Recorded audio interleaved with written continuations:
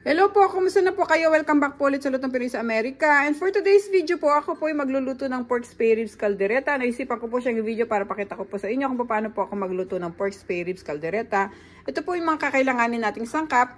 Para po sa pang-marinade natin sa ating pork spare ribs, meron po ako diyang pork spare ribs, ang ating pong bay leaves, calamansi juice, black ground pepper, at saka po yung ating soy sauce. At para naman po sa ating ipanggigisa, meron po tayo diyang sibuyas, bawang, mantika, yung carrots natin, maglalagay din po tayo ng kamatis, red bell pepper, patatas, yung ating pork cube, tubig, meron po tayong konting cheese, tapos yung atin pong liver spread, maglalagay po ako ng isang serrano pepper, pero optional lang po yan, kung meron po kayo bang mga sili, pwede rin po yun, tapos po yung ating tomato sauce, at ito po yung aking 2 pirasong siling labuyo na ilalagay ko po mamaya. Okay guys, pakicheck nyo na lang po sa description below. Lahat po naman kailangan natin. Sangkap, ililista ko po lahat doon. At sa mga bago po dito sa aming channel, sana po mag-subscribe kayo sa Lutong Pinoy sa Amerika. Umpisahan na po natin ang ating pagbababa dito po sa ating pork spare ribs. Salamat po. Kunin po natin tong ating pork spare ribs. Ilagay po natin yung ating soy sauce. Ginagawa ko po ito para po mas malasa yung ating pork.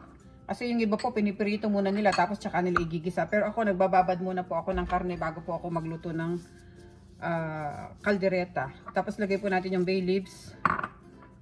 Lagay natin itong black ground pepper. Apo yung ating calamansi juice. Mix muna natin.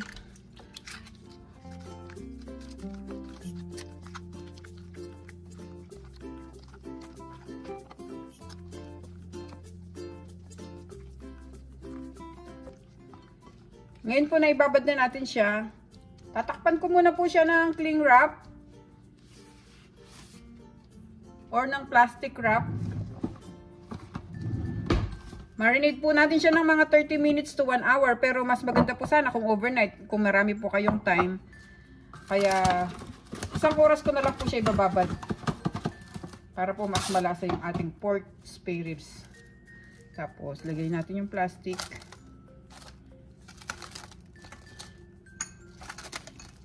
Okay, maghintay lang po tayo ng 1 hour. Nagpapainit ako guys ng kawali dito habang hinihintay natin yung ating pork spare ribs na maibabad.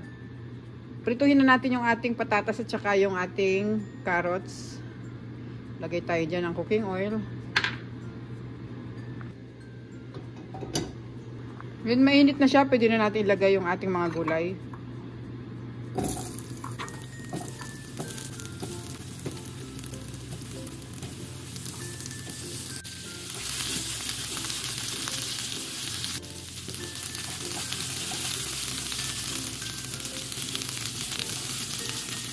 Guys, okay na sila. Pwede muna natin silang tanggalin at iset aside natin. I-off ko lang yung stove.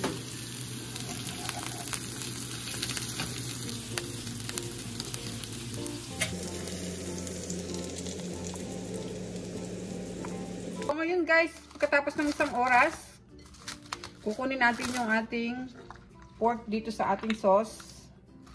Tatanggalin natin dito.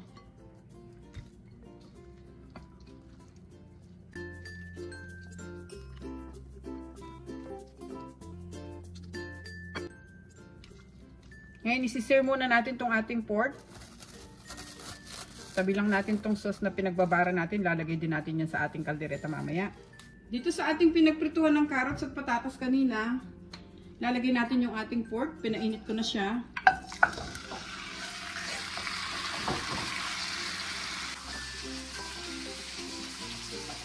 Isi-sear muna natin yung ating pork hanggang mag-brown sila.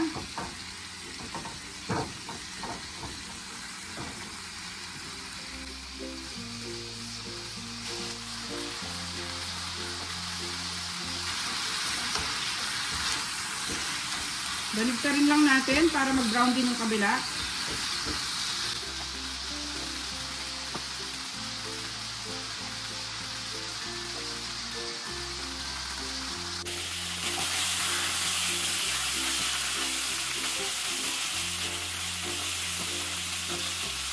Ngayon na-sear na natin itong ating pork. Pwede na natin ilagay yung ating bawang at sibuyas.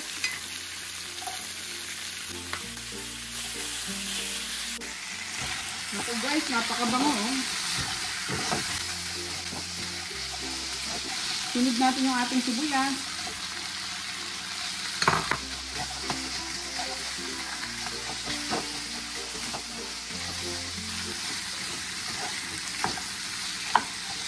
Medyo ina-adjust ko lang yung apoy ko kasi medyo malakas kanina. Hiningaan ko ng konti.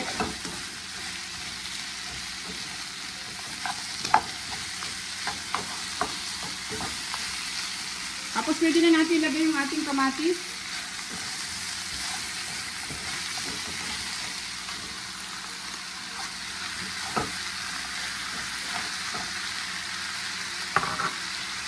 Mix muna natin.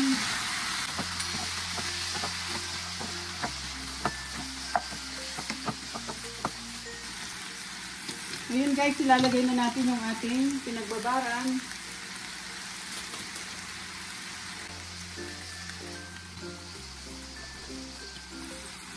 Yung ating pork cube.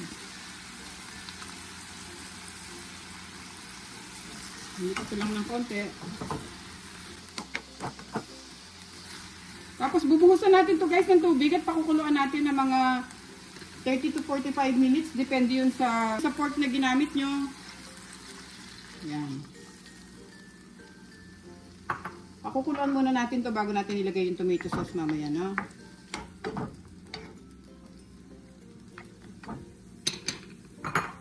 Lagay natin yung takip.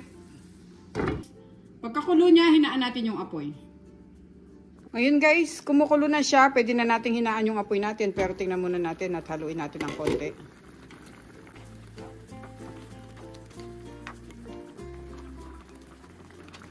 Takpan na natin siya at maghintay tayo ng 45 minutes na yung gawin natin para talagang malambot yung ating pork. Hinaan lang natin yung apoy sa mahina. Slow cook na lang natin yung ating pork. Okay. Balik po ako after 45 minutes. So ngayon guys, after 45 minutes, check na natin yung ating niluluto. Off ko lang po yung timer natin. Tingnan natin kung malambot na yung ating pork. Wow, ito na siya, oh.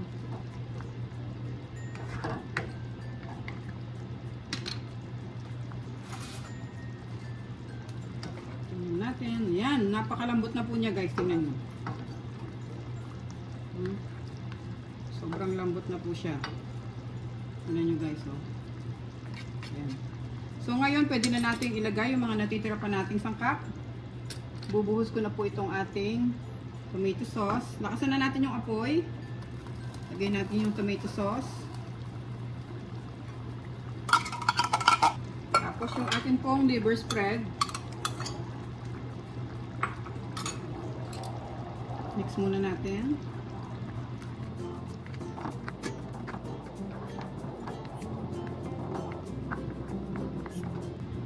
Pwede na rin natin ilagay yung ating mga gulay. Lagay po natin yung red bell pepper. Yung ating pong carrots. At yung ating patatas. Ayan. Susunod ko na rin po yung ating sili. Haluin muna natin.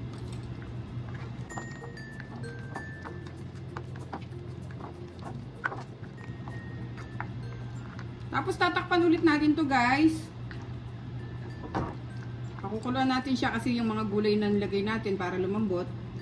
Kaya lagay na rin po natin yung ating Edam cheese. Sasabay na rin natin siya.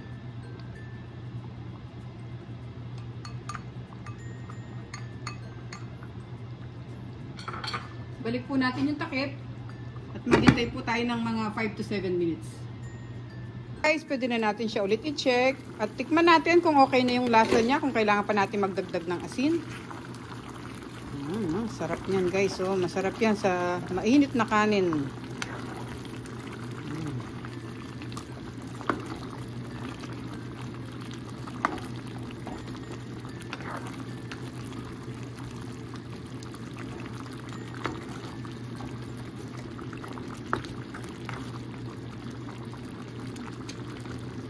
Tikman natin.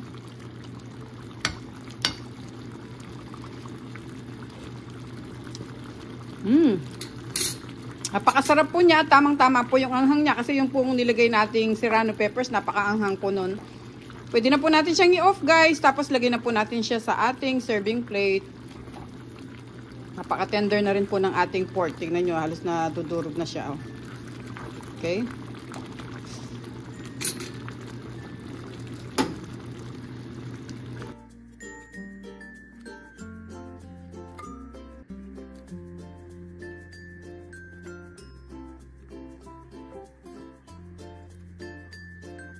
Okay guys, ito na po yung ating napakasarap na pork spare ribs caldereta. Subukan nyo po ito guys, hindi po kayo magsisisi. Lalo na po yung sinasabi nilang sarsa pa lang, ulam na. Ayan guys, try nyo po siya. At maraming salamat po ulit sa panonood. Sana po nag-enjoy kayo sa recipe natin ngayon. Huwag nyo pong kalimutang mag-subscribe sa Lutong Pinoy sa Amerika. Lalo na po kung bago kayo dito sa aming channel. Pag-check nyo po yung other videos namin. Marami po kami masasarap na recipe. Ingat po tayong lahat guys. Kain na po tayo. Ito na po yung ating napakasarap na pork spare ribs caldereta. Thank you so much po.